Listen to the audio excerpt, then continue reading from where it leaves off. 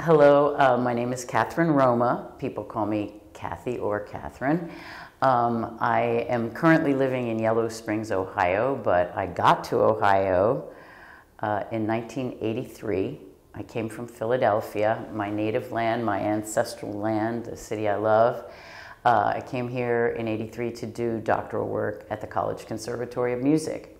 So I was in Cincinnati 30 years, and I've been in Yellow Springs for the last 10. I am a lesbian, and she, her, hers. I identify definitely, as a woman, and I've worked so hard since the 70s to bring forth the voices of women in all aspects of their lives and their voice, trying to get their voices out through choral music and commissioning women. So women is how I identify. I'm a lesbian. Well, first I went to a Quaker school, which influenced who I am today. I went K through 12 to a Quaker school in Philadelphia called Germantown Friends. And that was where I was exposed to so much goodness, really. So I'm grateful. I sang in a choir, and I loved it. I was in the little choir. We went to Europe. It's called the A Choir. But we had music theory, we had things like that. We had music appreciation at the high school level. So I went to the University of Wisconsin-Madison as an undergrad with a music major, piano emphasis. But I got to Wisconsin, and there was so much going on in 1966. The revolution was starting. And so I got a BA with a major in music. I didn't get a Bachelor of Music because I wanted to take philosophy and history and English and literature and art, and it had a really good history department. So I learned a lot about European and American history. I loved that. But I did do a piano recital, and then towards the end of my undergrad, I was involved in starting an experimental school because it was, the late 60s, Summerhill, these kind of schools were started for kids that were tuning in, turning on, and dropping out. And so I was involved with a bunch of people in educational policy studies, and we had a drop-in group for kids at a church, and that drop-in group once a week that we sponsored, this bunch of 4 or 5 of us, turned into a school, an experimental school.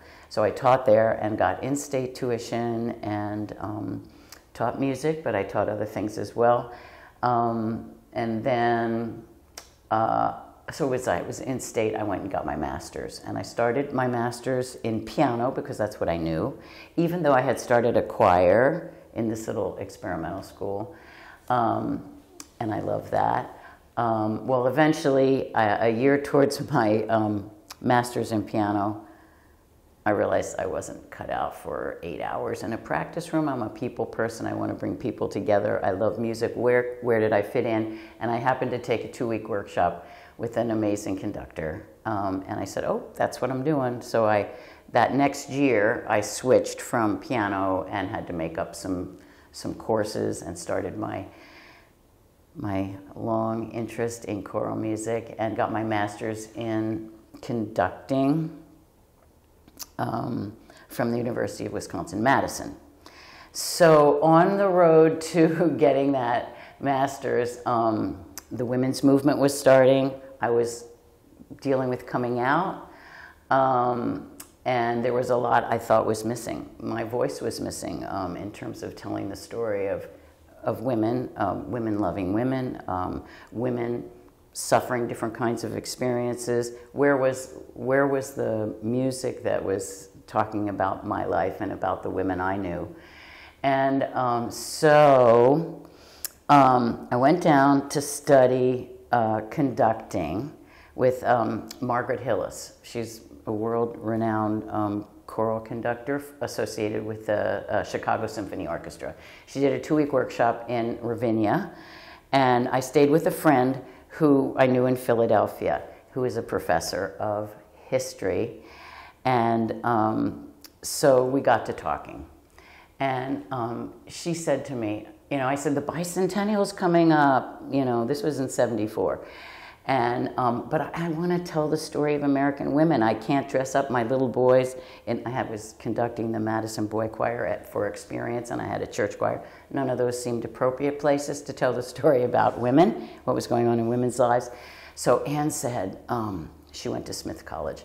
She said, oh, I think you should start a women's choir. You know, and my experience with women's choirs, men conducting the women who didn't make it into the more prestigious soprano, alto, tenor, bass choruses, right? So you had this plethora of women, and women are taught some, women sing. It's more in their DNA, whatever. So you have a lot of women in a chorus. Always, I've never saw a woman conduct a women's chorus at the university or anywhere. And so I said, gosh, you know, wow, really? She said, yeah, my experience at Smith was amazing. They made us sing. Evidently, the first 2 years at Smith, they make you sing. So I said, well, if I go start a women's choir back in Madison, you have to put together a lot of songs that tell the history of American women, because it was for the bicentennial. She said, okay, deal. So that was 74, summer of 74. I went back to Madison and started what I called Anacrusis, the first Anacrusis, and limited myself to only telling, only singing music that had been written for women's voices. Because if you study music history, you study the history of women singing, women were forbidden to sing in the church, and that's where a lot of the music was. And so I just wanted to hear what women's voices, what people were thinking women's voices sounded like. So the 19th century, Brahms had a women's choir, and so I started studying and investigating, and it was fascinating. So the concert that we did with about 30 singers was in 75, April of 75, so I felt really good. And that choir was lesbian and heterosexual women, okay? Almost in equal numbers. And the women's music movement had just begun, really, and there weren't the big festivals yet. They were just starting, Michigan Women's Music Festival and the National Women's Music Festival. But so I was still in a classical vein. So, you know, we did Brahms and Schumann and Persichetti, and I commissioned my first piece of music from a woman, and it was a poem by Edna St. Vincent Millay. Anyway, it was successful. I was really happy with it, and I worked with two other women who, Christine Podvin, she was the assistant director, and we had an accompanist, and it was great. So then after that, I went back down to Chicago, and Anne had a stack of music like this. So we whittled it down, and I went back to Madison and started rehearsing some of this music. The whole idea of that body of work that Anne put together was starting in 1619, something like that. What were women singing when they came to this country? So mostly sacred music. And then the second part was telling the story of women's lives, starting with childbirth and children's songs and work songs. You know, what were the spheres of women? And she had gotten songs that would express that. And then the final was women gaining power. And we really only got up to the 1930s, and this is 1970, because that's what happened. Anyway, so, but then I got this job in Philly, and so I took the name Anacrusis, and I moved to Philly and took a job at a Quaker school, not the one I attended, and had all this music. And so I said, oh, I got to start a women's choir. And so I went down to the Penn Women's Center, and I reached out to different people in the women's community. I was in a totally different kind of milieu than when I was born and raised and went to Germantown Friends. I came back to Philly, and it was a new world, a different world. You know, it was great. And so I started Anacrusis in 1975 in Philadelphia. In Madison, they kind of went on a little bit, but that Anacrusis fell away. So anyway, so I started this Anacrusis in Philly with this wad of music. American Women, A Choral History. I think that's what we called it. And so we had only 17 women when we started. Also a mix of straight and heterosexual, lesbian and heterosexual women. And then Anne Gordon, the woman, the historian, she is a member of the Berkshire Women Historians Group. So they were having, in 1976, they were having a big centennial. And so at the Berkshires, which was taking place at Bryn Mawr College in Philly. So we said, this is our goal. We're going to present this with a little acting and a little this, that, and the other. So we did, and it was very successful. Anne introduced it, put it in its historical context, explaining all the things that she had put together, and we sang it. And there were people there that were just starting women's studies programs in different schools in New York and New Jersey and Connecticut. So we all of a sudden got a bunch of invitations to go on the East Coast and the Mid-Atlantic states and the East Coast to perform this, which was great. So that burst us into a lot of wonderful energy and a lot of performances. And then we started hooking into more the women's music movement. So people like Holly Near and Chris Williamson and so many others. We started doing music. I had that music arranged for women's chorus. These are folk singers, women expressing women's lives, the events of women's lives and the feelings and the emotions of women's lives, and we put it into a choral music. So that was really important. And then, so I was there doing that kind of work in Philadelphia with Anna Cruces. And then the thing that shot me into wanting to do more was we got a commission from Chet Biscardi, and he had just won the Prix de Rome, and I knew him. We went to school together in Wisconsin, so he's a gay man. Wrote this amazing piece called Eurydice, about the life of Eurydice, and set H.D., a poem by H.D., Hilda Doolittle, and so then he wrote it for women's chorus and 17 instruments, and I said, holy mackerel, I'm going to school right now learning this score. And everybody thought, we signed up for some kind of theory class. That's what everybody kept saying in the choir. But we did it, and it was good, and I loved it. And I said, I gotta pursue more. So I ended up applying to 5 schools, and I ended up coming to Cincinnati. That's what got me here. So then I thought, well, how am I going to stay sane? I don't know, was I 35, something like that, coming to Cincinnati? I moved everything, my piano, my grand piano, everything. I'm moving, I'm leaving Philly, I'm doing this. So I said, I'm going to stay sane by starting a women's choir. So that's what I did. But I have to tell you that in Philadelphia, I lived in a house that was attached to another house, and this woman, Becca, lived there, Becca and Paul. And they said, oh, you're going to Cincinnati, you have to meet this woman, you have to meet Diana Porter. So I said, okay. So as soon as I got to Cincinnati, I got in touch with Diana Porter, and she was in a band called Band Together. She's a very progressive feminist person. So anyway, she and 2 other good friends of hers, and then other people I contacted, started Muse Cincinnati's Women's Choir. So that's the birth of how I got here and how Muse emerged into life. So I was with Muse for 30 years. I thought that was a good amount of time, and my mentor, Dr. Bernice Johnson Regan, left Sweet Honey in the Rock after 30 years. So I said, if she's going to do that, I'm going to do that. So anyway, that's why I did it. So you started 3 different women's choirs. Actually, yeah. Wow. And then the one in the prison. I started a women's choir at Dayton Correctional.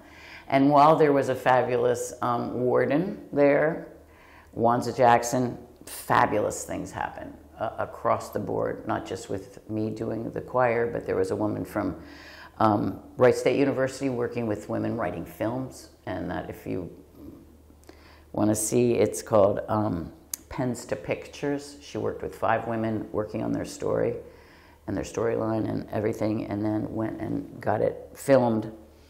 And these short films were amazing. So, and there was art going on, there's everything. So anyway, it was wonderful to have a women's choir inside with outside people. I was able to bring a lot of my Muse sisters in, and then some of my World House Choir singers too. And so we had an inside-outside chorus for 4 years. It was very powerful. And then the administration changed, and no support. So things I had loved doing, I couldn't do anymore, and I didn't want to. We've done some amazing things over that 30-year period. And when I came here, I should say that I came in 83, and in 82, or just before I got here in 83, there was a choir called Dinah. And Dinah was a lesbian choir, and it was a separatist choir. And I knew it was very important to me, and they outlived their whatever. They had stopped by the time I got there. So maybe it was even just some months before I got there. So I wanted to, anybody who was in Dinah, I wanted them to be in Muse, but I didn't want to have a choir that was just lesbians. I so much love the interaction that happened between lesbians and heterosexual women, because I found that the mix, the political and cultural mix was really, really, really invaluable. I felt at that time that women who are lesbians were dealing with a lot, and not necessarily political in the peace and justice and all of those kinds of movements. They were focused more on liberation of LGBTQ people, and I understood that totally. It's just I wanted that mix of women who came out of the struggles against the Vietnam War and you know, King and justice issues around race and militarism and all of that. So that mix is what I loved so much, and it was invaluable, and it still is. So yeah, that's why I started a choir and did an outreach to women, you know, women, whether they were straight or whether they were lesbian, and bisexual too. We really didn't in the 70s say trans, or that wasn't in the vocabulary. It was starting to be, but not so much as it is now. So that was really important. So, but you know, everybody thought, and I can't tell you how conservative Cincinnati was in 1983. Oh my gosh. Oh, I thought, you know, get me out of here. You know, I was in a 19th century institution, number one. The conservatory at that time was so retro. I mean, it was incredible. So I thought, oh my God. And it's so conservative. And I had just come from Philly, where I had been involved in some really wonderful political actions, where diverse people really came together to let the mayor know that he couldn't destroy the city charter so he could run a third time. Things like that. And it was a multicultural coalition of people. It was great. So I came here, and you know, people think women singing together, why would women want to sing together? It must be a bunch of lesbians, you know. So that's exactly what people said when issue 3 came along, right? The straight women in the choir whose husbands were at their kids' soccer game. Somebody came up to Angie's, I think it was Angie's husband, John, and said, your wife's in that lesbian choir? You know, things like that. So dealt with that all the time. And then when a men's choir begins also, right, oh, well, that's a gay choir, then that must be a lesbian choir. Happened in Philadelphia the exact same way. Anacrusis started, and then a men's chorus came, and so then all of a sudden, Anacrusis was labeled as a lesbian choir. You know, not that that's bad, it's just not what's real. So anyway, just a little story there. The times were completely different in Cincinnati. Oh my God, it was a challenge. It was a huge challenge. In Madison,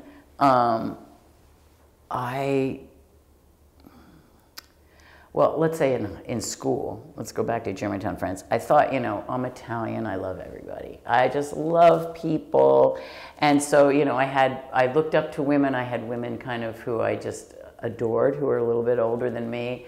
And they were, you know, invaluable to me as I was trying to figure things out.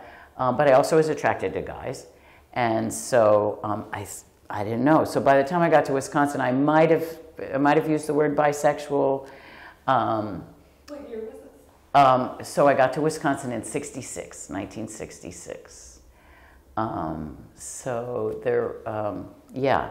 So I started realizing that I thought I was more attracted to women than men in 66, 67. I had a friend who I met from New York, Ruth, and we had a lesbian French teacher, and that was just that was cool.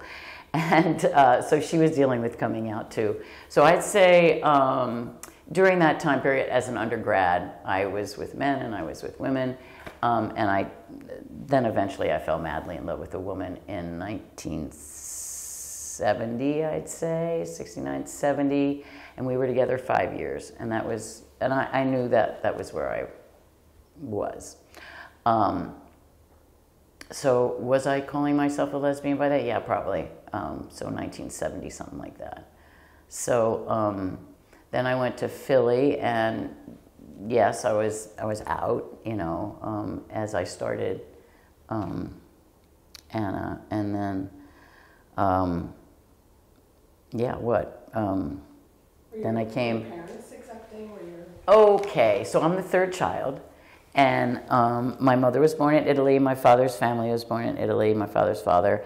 And so I never came out to them. But it was perfectly obvious, you know, that my brother knew, my sister knew, and were fine.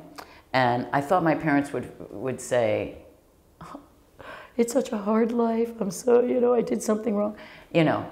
And that was, of course, not true. And I didn't want to upset them. You know, I brought the women home that I was madly in love with, whatever, at the time.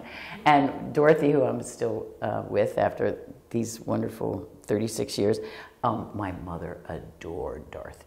Oh, my God. You know, just... So she knew, my mother would say to people, oh, she's married to her music, you know. So that was fine. If that's where she wanted to go, that was fine. So I didn't feel it necessary to, you know, at that time. So yeah, my parents didn't know. I mean, I'm sure they knew on a level below just consciousness. I don't know. Anyway, yeah. So I'd say by 1970, I was identifying as a lesbian. And I use that word. Dyke was hard for me. Queer has grown on me. Anyway, so lesbian was fine, you know. Gay, I think everybody used gay. A lot of women used gay at first. I certainly did. And then, you know, like you were talking about terminology and all of that, it's changed. And you can wear different things as time goes on. Yeah. Okay, Philadelphia, while I was in high school, really not much consciousness. So I'm in high school in the early mid 60s. I get out to Wisconsin, and I was much more involved politically. This is for me, with the war in Vietnam, and yeah. So I wasn't necessarily at the beginning when I was in Wisconsin thinking about that. I mean, I was in school. I was doing piano. I was, you know, the dutiful student, and but not getting in too much trouble. But you know, so then I was more conscious of gay men, than I was knowing any lesbians. I knew a few in Wisconsin, and wanted to meet more people. And so it was growing. It was growing in Madison, the movement, the women's movement and the gay and lesbian movement, but I didn't know so many women. I knew some men, And then when I started Anna, the first Anna in Madison, it turned out, and this is so strange, that most of the sopranos were heterosexual and most of the altos were gay. You know, so I don't know how that happened, but honest, that's exactly the way it was, that way it unfolded. So I would say when I got to Philly, things were just bursting and changing. You know, Lavender Jane Loves Women came out when I was in Madison. You know, that's Alex Dobkin and Kay Gardner. That first album, Lavender Jane Loves Women, and so very popular. And so that whole milieu of women's music was starting, and I think that was bringing people out of their closets in Madison. But then it was really blooming, and then when I started the choir in Philly, it was just like there was almost a ready-made audience of a lot of lesbians, primarily more lesbians in a way coming to the concerts. When we had people like Holly Near and Margie Adam and Chris Williamson, and I'm forgetting somebody, you know, other people. Anyway, so yeah, it was definite, and Philadelphia is just a big, huge mix, you know, and so it was, there was a lot going on, and good, and people feeling comfortable and being together and everything. Then I moved to Cincinnati, and I felt like I was going down south because it was so repressive. It was so patriarchal. I mean, the council, everything, and the conservatory. It was ridiculous. So it took a long time, you know, I think in Cincinnati for things to open up, and you could see and trace it like when issue 3 came, right? So. The people who are from Cincinnati, who have lived there their whole life, they said, "Oh, we don't have anything to worry about. They're not going to pass this, right? They're not." So, for those in the audience I'm speaking to, the city council passed in the charter. They decided to add to the charter protection for gay and lesbian people. It passed 7-2. Citizens for Community Value said, "This is not who we are. We're family. And so we're going to put it on the ballot, and we're going to, you know, pluck that protection out." So people who I knew and everything said, "Oh no, Cincinnati's not going to do that, right?" Well, our side, the side that wanted to leave the protections in the charter, lost big time. 65-35. I don't know what it was. Something absolutely ridiculous. So that was a really interesting fight and journey. We did a concert at Music Hall with the men's chorus, and my good friend Bishop Todd O'Neill, an African-American man who had a church, but he had a group called the Unity Choir, and some of his people, he's a Democrat, and I convinced him to do it, to join us, because I thought it was really important, the more diverse people who were speaking out. So some of his people wouldn't sing, but he had a group there. It was powerful. Yeah, then it took a long time for us to rectify that, right? For gay and lesbian people to get protections back into the city charter. It happened just after the millennium, right? In the early aughts, I think it happened. Anyway, so yeah, Cincinnati, really, you know, ridiculous. In terms of conservative. Changing, and that's a really good thing. So. When you got here too, how did you meet people? How did you find community? Okay, I was lucky to be in North Side. I was lucky to get a rental from Maureen Wood. Maureen should stand out in everybody's mind, and interviewing people who knew Maureen. Maureen was a wild and crazy woman, one of 10, a family of 10.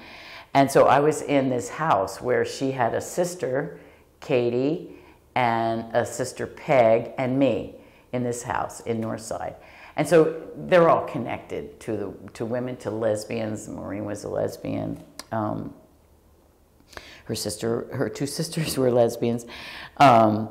And so there I was, right? And so I went to coffee houses. There were a phenomenon called coffee houses. And so I went and I announced and I had flyers. And, so that's how it started. And then in December of '83, was my first December, I had auditions at Maureen's house where I was renting.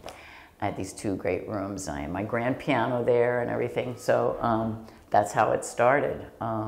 But I went to places, right?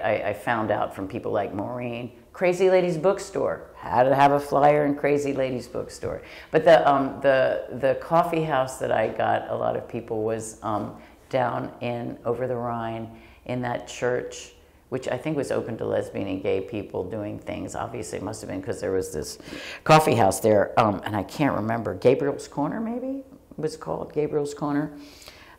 So yeah, I remember standing up, and handing out these flyers and announcing that I wanted to start this women's choir. So, yeah. Estelle Riley started something called Kate and Company, and Kate and Company put on concerts and lesbian dances.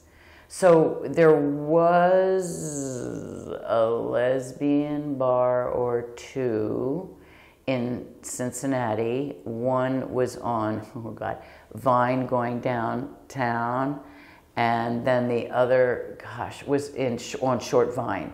Whether they were just completely lesbian or gay, I can't remember. Shirley's, and then but it had another, Shirley's something. Shirley's Tight End. Yes, Shirley's Tight End, there we go. And then the other one was on Short Vine near, whatever that place is called. It's Bogart's, but there was another place I wanted to say it was near. No, I don't remember if it had numbers or, of an address, 1490, that might have been up in Dayton. So there were more, I think women felt more comfortable. Obviously there were bars and people went to bars.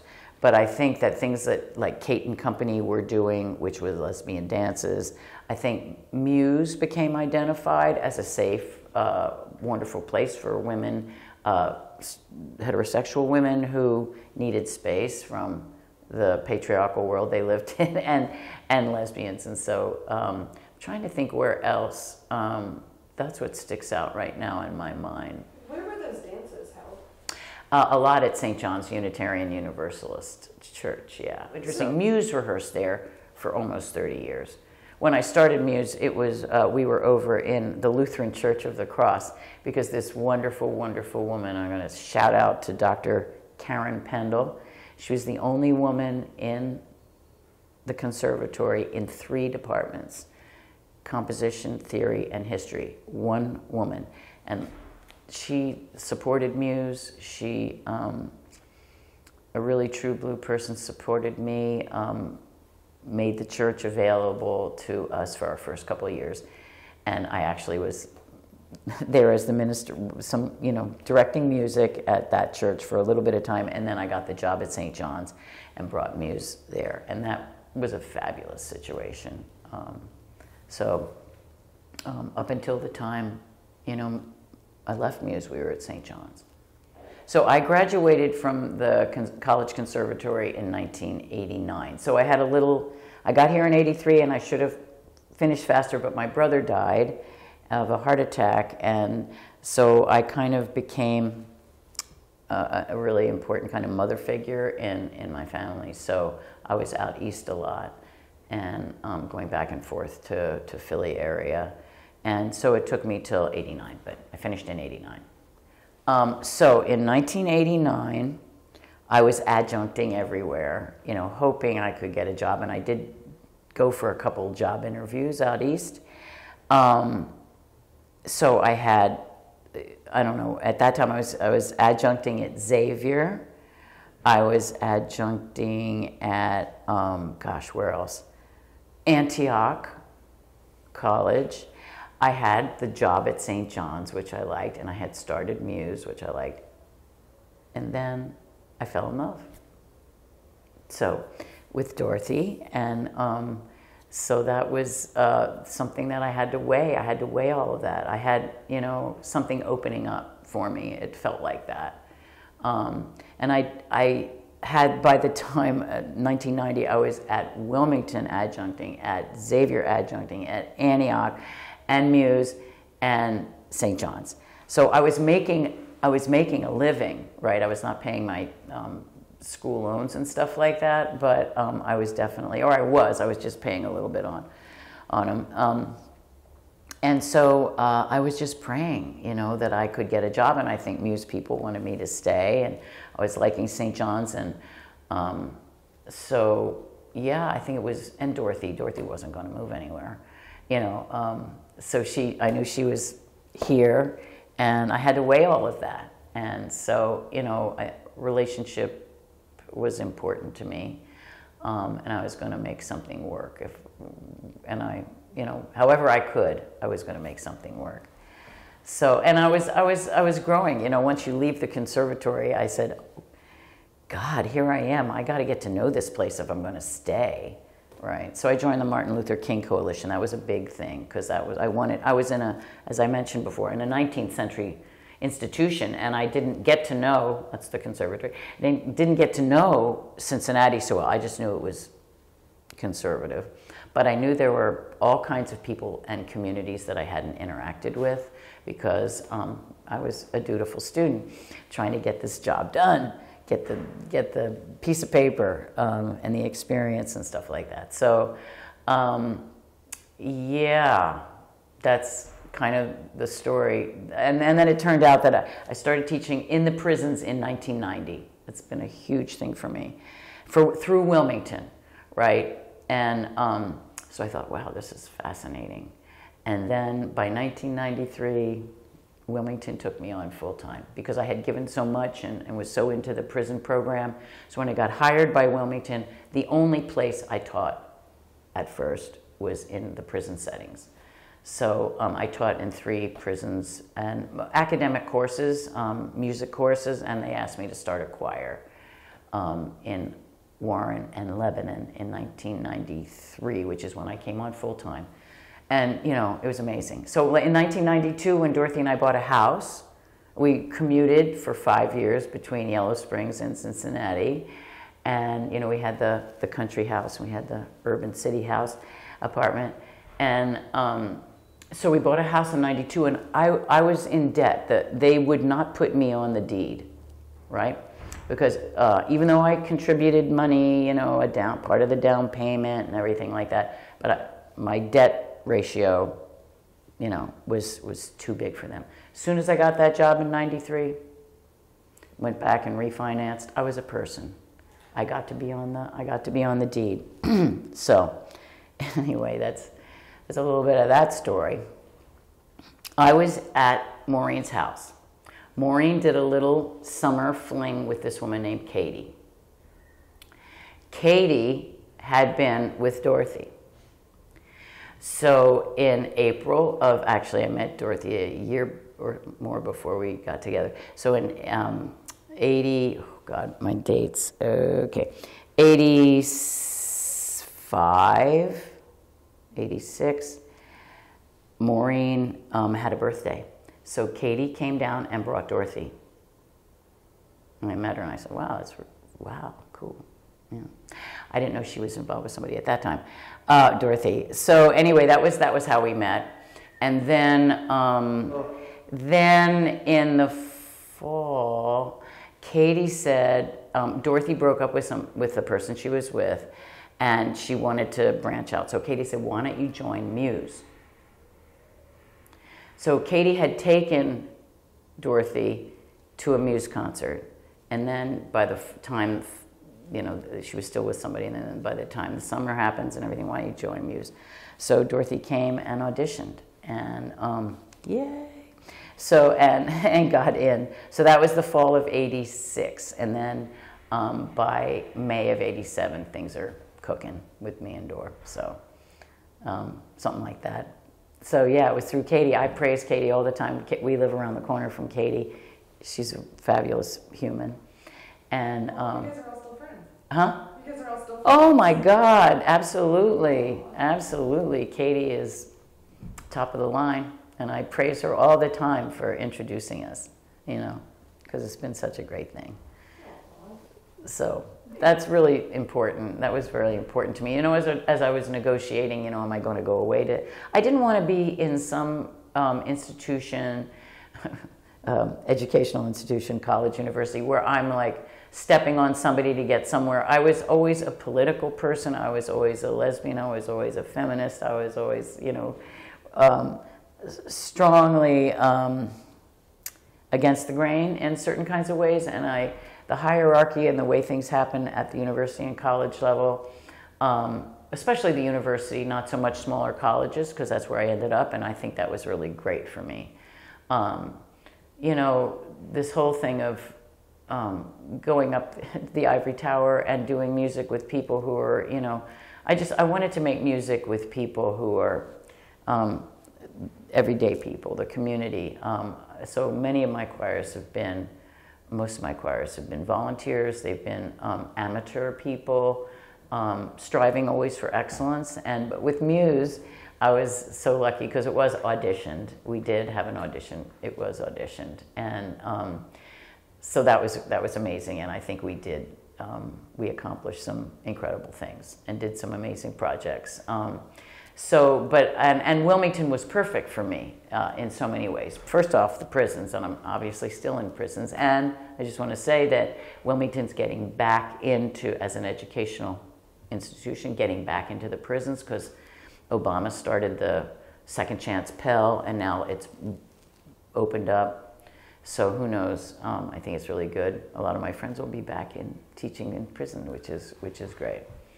But yeah, Wilmington honored the fact that I was in Cincinnati and I was doing all of this work, like the King Chorale, and Wilmington's name was associated with me, and that was fine with me. And so they, you know, I was able to negotiate, because it's in a very rural area. Wilmington is very conservative. It's in Clinton County, draws students from that area, those 19 counties around Southwest Ohio. So, so I couldn't live I didn't want to live in Wilmington as a lesbian, as a political progressive. So Cincinnati was good. And Cincinnati was changing, as we've talked a bit about. Where did you say you guys bought a house? North Side. 30 years in North Side. The place to be. Still the place to be. Still the place to be. Yeah, no. Wish I could afford to live there. Well, you know, it's gentrifying in some ways, but not in others. It's so interesting. The housing stock is gentrifying, which is, you know, insane. But that avenue, the avenue has not yet gentrified. You know what I mean? Hamilton Avenue. No, it's still, you know, funky, and so there's still funk in North Side, but it is changing, like so many places. Yeah, Muse, I did the 30th anniversary concert with Muse in 2013. That was 30 years, and so then at that point we moved full-time. Dorothy and I bought a little house in '04 and rented it out in Yellow Springs, rented it out, and then in '07 we started working on it because we needed some changes. So we no longer had a renter there. We fixed that up, so that was our country home, so we could go up there kind of on the weekends. That started in '07, and then we started renting out the Cincinnati, part of the Cincinnati house. We lived in the, we lived on the downstairs, right, and then rented out the upper part. So we did that for 4 years, and then we sold the house. And then we're very lucky to share a house with Bernice Hamilton in College Hill for 2 years. So that's where we were. But we were more in Yellow Springs. But full-time in Yellow Springs, 10 years. So it's coming up, 10 years. And Muse is 40. Yeah, it was great. Muse helped the men get started. You know, we did, we had, boy, this is in 87, there was a men's chorus here that started and then didn't continue. And we had a gay pride thing at St. John's in, I think it was 87. And then, you know, we did an AIDS benefit in the late 80s And the Dayton men, I don't think there was a Cincinnati men's chorus at that point. This little one that had started, or maybe not yet started, we had the men from Dayton. There was a Dayton men's chorus down. And at that time, we could not use their last names in the chorus. We have the program and everything, and it just has first names. So that was, I think that might have been 89, in the late 80s. So that tells you a little bit about this area. And, you know, it's not coastal. In '86, I joined, I was asked to become a part of the board of GALA Choruses, Gay and Lesbian Association of Choruses. It's a international association with probably, I don't know now, I'm sure there's 130, 40, 50 internationally, Europe and Australia and New Zealand, and some in Africa and some in Central and South America, but huge gatherings. So I was brought on in '86 into GALA. It was primarily more male because the men's choruses, the gay men's choruses, were bigger than the women's choruses, and their main emphasis was creating a safe space for them, for themselves, for gay men to do, you know, all the kitsch, all the stuff that they wanted to do, all kinds of music. But they were gay, and their issues were focused towards just gay issues. Then the AIDS crisis happened, and so I think that gay men in general, and this was my experience within GALA and meeting with the board a lot, and I knew people who had AIDS and who passed away who were some amazing, beautiful human beings who I served with. The men, I'm talking in such generalities, but became aware that the healthcare system was not supportive in any way of their struggles, and they realized that women, especially lesbians, were there in a certain kind of way, underpinning way, to experience this with gay men. And so I think then in turn, men, the gay men's choral, the gay men's choral part of the women of the general chorus movement began to open the repertoire, right? And so then there was a real easing. But just in GALA, I'm talking about GALA, the nature that there are these huge men's choruses in San Francisco and Seattle, you know, there are over 200, New York, Dallas, Chicago, and some of these cities had 2 gay men's choruses, right? And the incredibly wonderful Sister Singer Network, which is an organization of more grassroots women's choruses that started in the early '80s. Their politics were so completely different, right? So completely different. And they were also, the women's choral movement was not so much focused toward excellence and putting up everything on a stage, right? It was more communal, it was more grassroots, it was more like that. And so there was a difference that way. In Cincinnati, I don't feel like there was such animosity between the two groups, partly because I think Muse nurtured the beginning of the men's chorus, and also uniquely, the men's chorus had straight men when they started. They had some very important straight men who were Unitarians, and so I was at the Unitarian Church, and I knew these guys also. And they were really, there was a great energy. They had 3 directors. That was another thing that was so fabulous when the men's chorus started, right? I mean, that the fact that they would, 3 very different people would work together to start it was brilliant. And that they had straight men, you know. So then you begin to break down barriers, right? Then we did some collaborations with them around the New Spirituals Project. So, you know, the things that were troublesome, if there were, and I'm not remembering really clearly so much about the interactions, but we did sing on each other's concerts. We did get to know each other, and I don't know if there was outright tension. I can say in the large gay and lesbian choral movement, I can talk about that probably better than I can because I'm so involved or something in Cincinnati and with Muse. I don't know if I even answered that question. Right, and there were some amazing programs actually. Now I'm remembering AIDS programs that the two choirs did together. And also an understanding that I think we sang or we attended, I'm not sure, when a gay man passed away from AIDS in the men's chorus. And there was, I think there was a service at Christ Church. There was a lot of interaction around those services that happened, which were so special. They happened on December 1st, World AIDS Day. So there were things that were unifying. I think I'm not so much in the bar scene, but there was always an exchange happening, I think. And even though we might have struggled, in some ways, I think in general, we were simpatico, so, but as I say, gosh, we're going back a period of time, so I don't know if I trust my memory so much.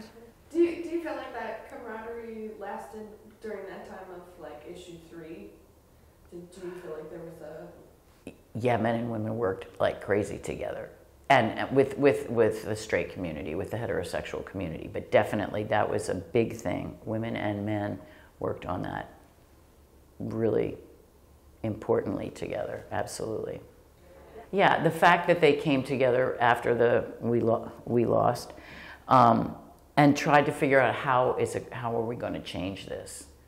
Those conversations were, I think, pretty amazing, and those people coming together to figure out that they went, gay and straight people went to houses. I mean, it was a very grassroots kind of thing that happened that was very impressive. So, yeah.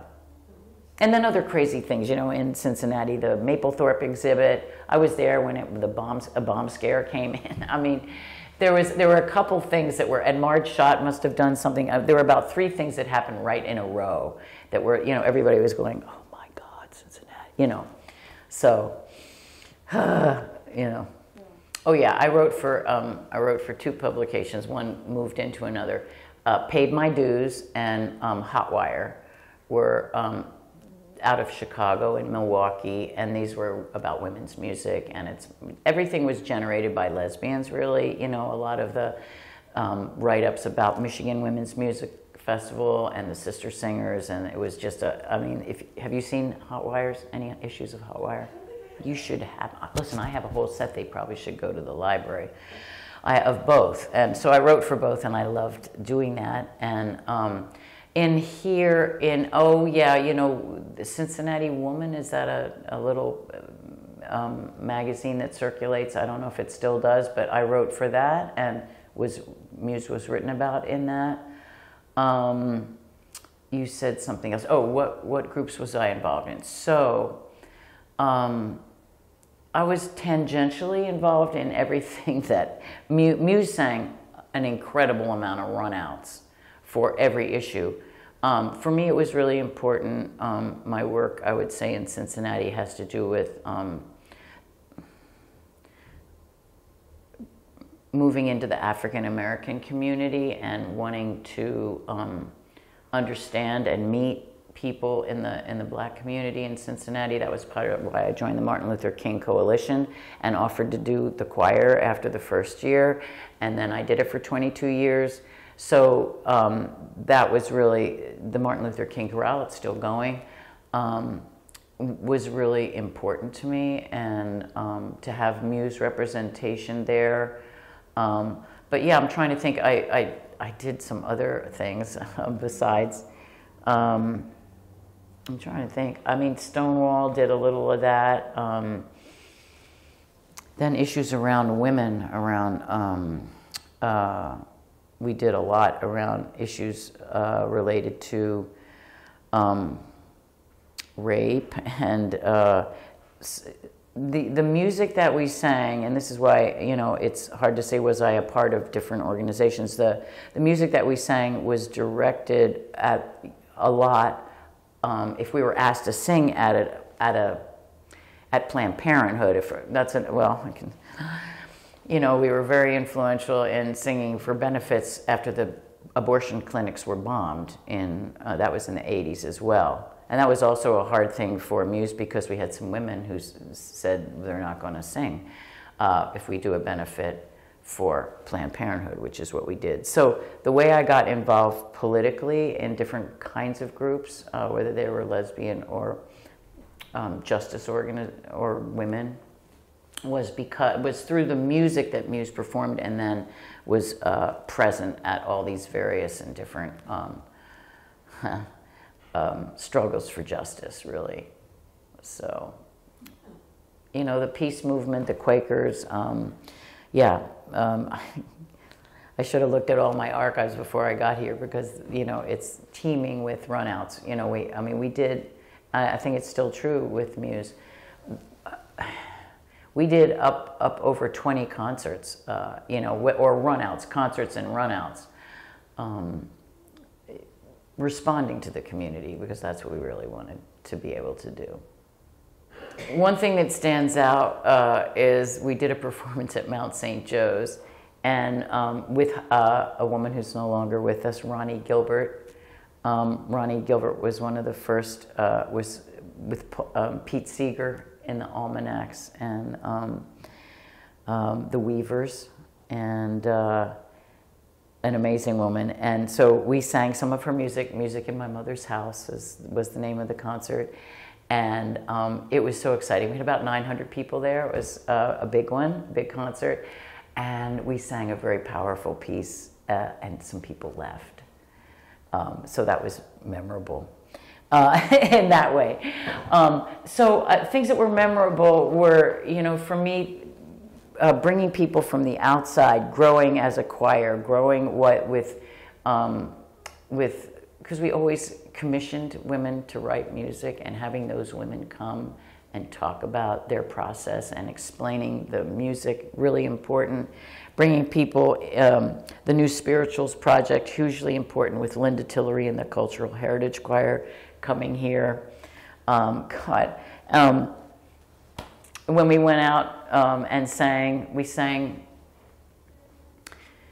in the DR. We were invited to a revolutionary conference, Arts and Revolution, in the DR. That was big, that was important, that was unusual. We went to Sheffield, England and London and performed at the Socialist Chorus Conference there in Sheffield.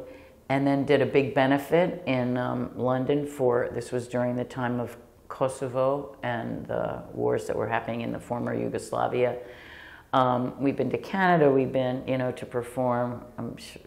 And so those always were really important for us. I have no favorite, because the beauty for me was the expanse and the of the things that we did.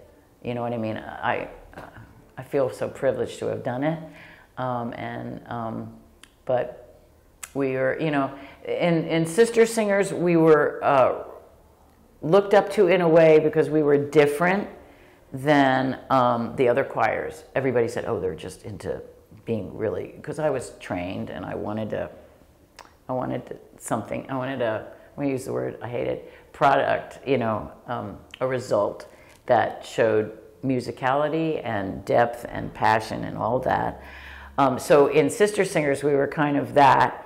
And then with gay and lesbian, with gala choruses, we were kind of, everybody said, it was really nice because we were respected for that musical excellence that we had. So there are all these worlds that you're reminding me of tensions and expressions and stuff like that. But yeah, no, I just, I loved so much of what we did, and we did a huge amount in so many different venues. Obviously, you like the venues where the acoustic is beautiful and you don't have to use microphones. But no, I couldn't choose a performance or a space or a particular piece. It would be too hard. We made incredible connections in the community and with each other. You know, I have a philosophy that we want to be a community, right? We want to be, I didn't want to just start a choir for the sake of starting a choir. That was never, it was a choir to create community. And then as a social justice person, my Quaker education, wanting the music that we sang to be functional, to relate to people's lives and not to be isolated or disconnected. So even with the Martin Luther King Chorale, which was black and white and old and young and Jewish and Christian and Baha'i and you name it, it was the community that was established was, and gay and straight too within that choir, people got to know each other across these divisions, or these perceived divisions or differences. And same with creating a community within a women's choir, right? The women who were raising children who were heterosexual. It was incredible for the women who are the lesbians to be participating in the raising of those kids, and that happened. And people babysitting for each other, and people, becoming aware of each other's lives, and that's what's so valuable. That's how things break down, or build up, I should say. Break down in order to build up. So, yeah.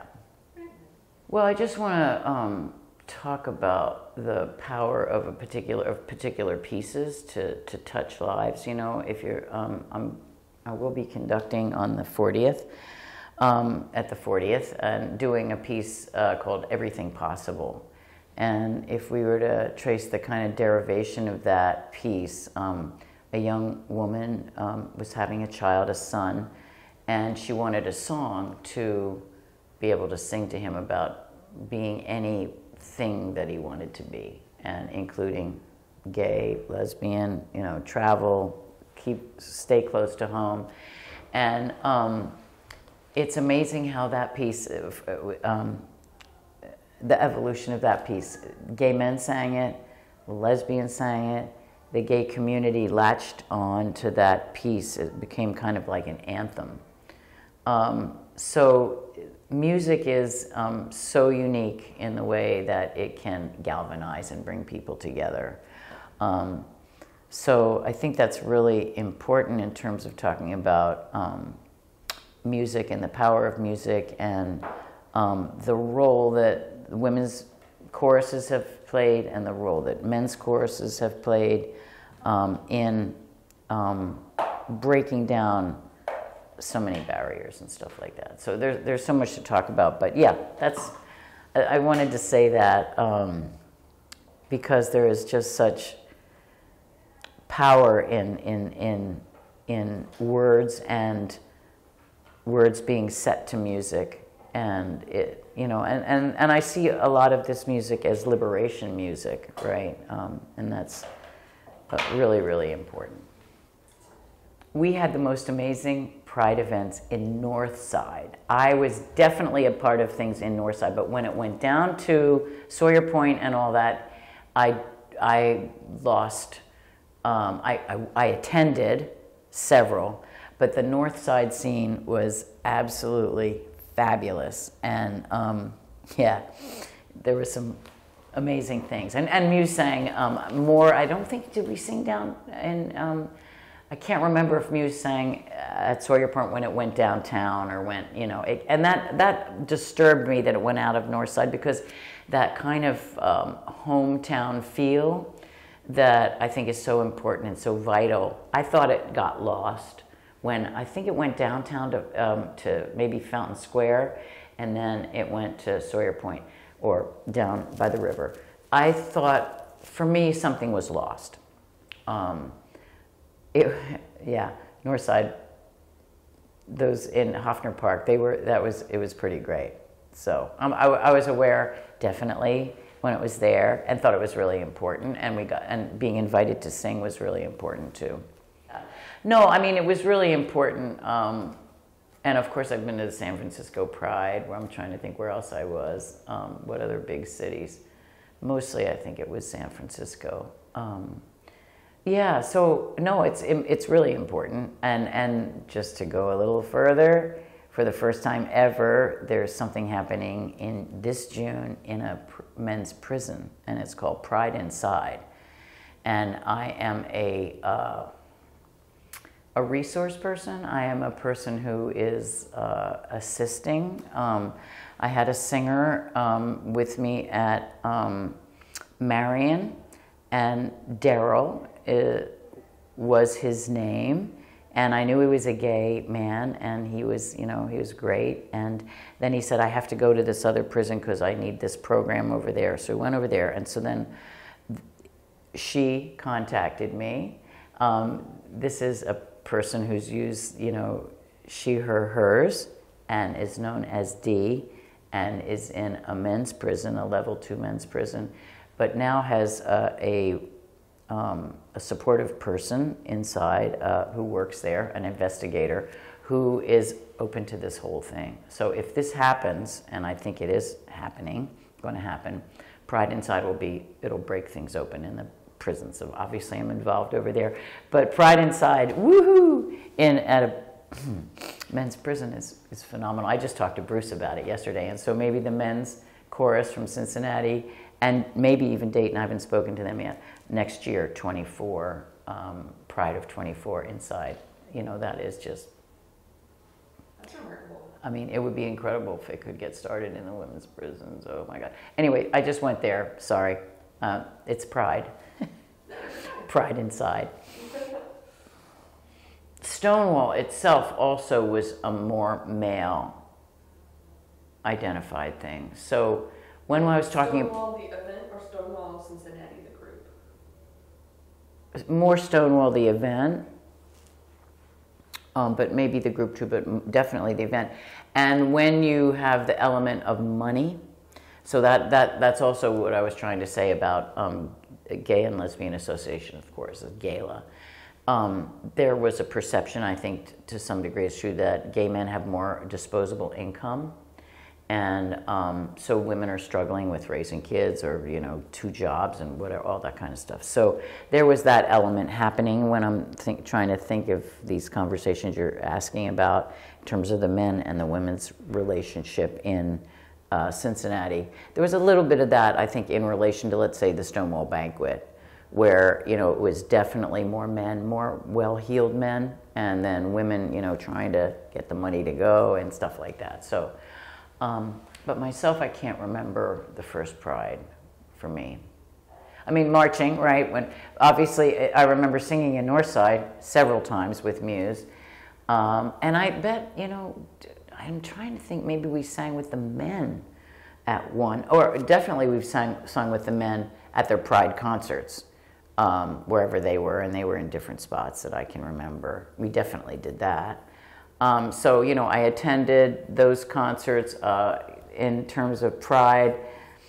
Gosh, I marched, and with flags, and sang, and conducted. That's what I'm remembering. I didn't do any organizing or anything like that in terms of Pride. Showing up is really important right now because of the nature of what's happening in our culture, which is so problematic. And the discrimination is just escalating, especially for trans people, but it's not just for trans people. And so I think Pride is really important. And the more, I think a lot of straight people go to Pride because they want to show support, but the vehicle is really important for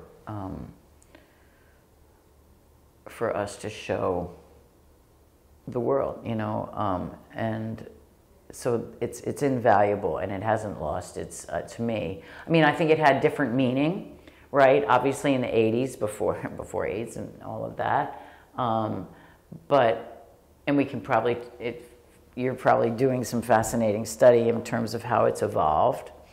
But I do think it's really, really, really important. And I know, in Yellow Springs, a little village of Yellow Springs, people say, oh, we love the pride. And so they've been organizing I know people who are the main organizers, and, it's really important, really, really important. Oh, yeah, always, the corporatization of, Muse never wanted to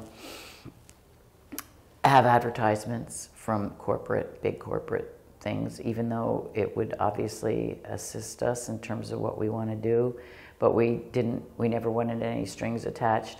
I think it's a drag, but that's the culture we're in right now. There's another part of me that says, every single performing arts, every single sports facility is, some corporate name on it. And I just, it's upsetting on the one hand, and is that what has to happen? Is that those the people that are supporting it in terms of getting the money needed? And so I don't know, we can't go backwards in one way. It's infuriating in one way that there's a name, a corporate name attached to so many different things that we're about. But our culture, that's who we are right now, and I'm more a grassroots person. I want to, but the cat's out of the bag or whatever, you know what I mean? And if they would speak up in other venues for gay and lesbian and trans people, and I think many are, right? Disney, whatever, but they have to understand that it's not just a lifestyle thing. We're talking about oppression of all kinds of people, and they don't make any connections, right? Gay and lesbian people are really good workers, especially gay men, because they don't necessarily, this is sort of more old, they don't have families, right? So they're going to stay there and they're going to work and they're going to, so they're, it's not a good system, but it's the system we have. My feelings. There's no question it's changed. Zero question. Oh my God. Cincinnati has come a long way. I mean, in so many ways. The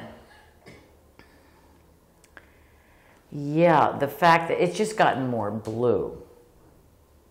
So that's a really good thing. For gay and lesbian people, the Citizens for Community Values wants everybody in the closet. And that was primarily in the 80s when I got here. That was where it was at. Fine, you can be gay, but don't let me know, over here. No, right? And so then we went through the issue 3. So I think there's a much more open where we are right now. It's not coastal yet, I use that, but it's not as conservative as it was, and so you have pushback from but there's still a Southern and religious Christian pall over Cincinnati, I think, which is oppressive, and I think it's hard for gay people who are African American, and I think trans people. So in terms of white women and white men, I think there's some differences about safety. So some things really haven't changed so much. Would a trans person feel very comfortable circulating in Cincinnati? No, I don't think so. And same for people of color who are gay. I just think there's more oppression, whatever, less acceptance, more vile comments and actions and stuff like that. So that's, we're not there yet, right? Unfortunately. How could life for those people be improved here? What do you think specific actions or strategies we should be doing or taking to improve life for people? I mean, does it happen from the gay and lesbian community? You know, I don't think necessarily, because I think there's too much diversity in the gay and lesbian community and the trans, gay and lesbian and trans community. I don't know how we become more accepting. I think with this religious thing that's happening in our country, Christian nationalism, and I think that Cincinnati is just in that milieu or mode or whatever, and we saw it. You know, we saw it with issue 3. We saw the role that the black churches played, and that can't be underestimated. That they were manipulated by white church people coming from Colorado, you know, for Colorado's issue 2. I don't know if anybody's spoken about this video that was shown in black churches in the 1992. Did anybody speak to that? Because you should get a hold of that if you can. Issue 2 happened in Colorado just before the issue 3 came here, and Colorado, very Christian. Gosh, I can't remember the town in Colorado, but anyway, so this video was made, and the video was of a white gay man taking a speech by Dr. King and substituting gay and lesbian in for black, right? So I saw this. I didn't see it till after, but it was masterful in the sense of putting that video then into into black churches in Cincinnati, and then having the billboards. Were you alive in 1992? The billboards, KZ Smith, black minister. You know, yeah, talking about whatever, I don't know what their moniker was or their motto, but anyway, it was masterfully done. And so, but that's who's here, and that is that affects the environment, you know, the atmosphere here, and that's very hard to. How do you change that? You know, I mean, gay and lesbian people can't really change that. I mean, there was so much done in the 90s, getting that protection back into the city charter, that kind of thing. But I don't know. It's a really good question. We're in a really interesting area here, Cincinnati, Southern. You know, oppressive in so many ways. Coming along, but not there yet, I guess is what I want to say. Had a monumental influence on the lesbian community in Cincinnati is Teresa Dell. And so she, you know, she was the voice at Michigan. She was the voice that came over the loudspeaker and everything. And so I first saw who she was when I was still living in, where was I living? Philadelphia. Yeah, I came out to either Champaign-Urbana or Bloomington to the Women's Music Festival, and there's this person up there saying, yeah, Cincinnati is really a great place. And, you know, I thought Cincinnati, I hadn't thought about coming out here or anything. I went, wow, Cincinnati, really? This person up there talking about Cincinnati and how great it is. She's from Cincinnati. And so it made an impression on me. And of course, when I came out here in '83, I got to know Therese and took her, you know, in her wheelchair up to the place where we worked out, and I'd drop her and she'd go swimming and I'd go lift up weights. And she was an out person who had a huge influence as a musical person in this city for women. Women, I mean, flocked to her programs, and we continue to do pieces that she wrote, even when she was writing them with a dowel in her mouth, pecking at the keys because her MS was profound, you know. And so, yeah, she's a really important figure in terms of the lesbian community in Cincinnati, for sure. So wanted to shout out to Therese, who's no longer with us. Her partner is still here, Teresa Boykin, and yeah, big deal. Oh, come on. Hold on a minute. I can't. Marilyn Barber. She would. I know for sure she was a part of it, but Estelle might be the person to ask about Dinah Choir, because I know it existed for, I'm thinking 3, 4, something like that years, and it was separatist, and it was they only performed for women, and then they were separatists in terms of who they were too. So really important precursor of all of this, I think. But you know, I didn't mention anything about Crazy Ladies Bookstore, and you said where did people meet?